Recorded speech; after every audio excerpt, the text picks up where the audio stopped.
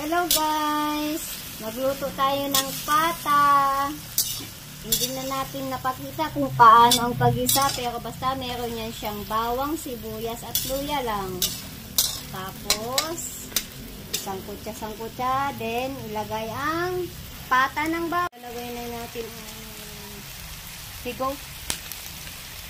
Munggo na guys. I-mix muna natin dahan-dahan para ang lasa tsaka charot. Hello guys, ito na tayo. Nilagay ko na yung sabaw ng pata, nilagay ko na rin yung bell pepper, tsaka yung natirang konting sabaw ng munggo. Then iniwan ko ng sandali, mga 2 to 3 minutes. Tapos nilagay ko na po yung okay na to guys.